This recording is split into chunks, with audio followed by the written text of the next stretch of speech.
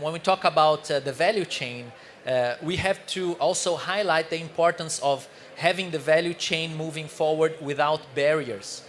One thing that's really on our mind, and I have to share the case of Brazil to ask you not to commit this same mistake in your countries, especially the governments.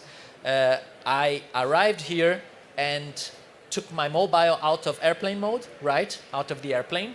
And the first message that popped in was that Brazil had just increased import taxes from 9% to 25% on solar modules. And I was devastated. And the solar market was absolutely devastated by this news, because at the end, what this makes is it makes solar more expensive to the end consumer, to the society.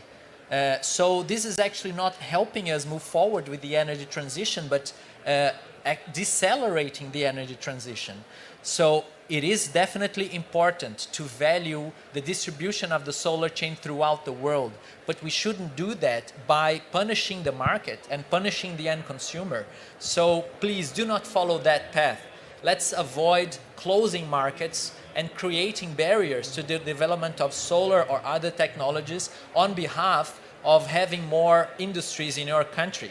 Let's find other ways. And what I could suggest that we know that has worked well in other markets is having, for example, the commitment from the government to buy locally produced solar goods to install in public buildings, for example. There are a lot of solar public buildings that could have solar systems installed on it.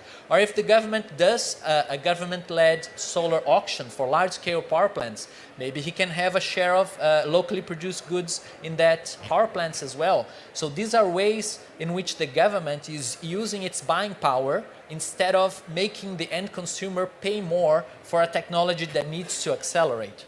Wonderful. I agree with you totally. I think the supply chain, sometimes when I listen to what you said, that sometimes governments forget that.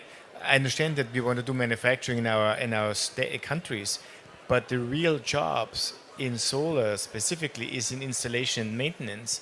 So the percentage of people actually manufacturing the cells is very small in compared when you have it. And again, I will say this: you cannot farm out installation of solar panels to China because you install them in your country.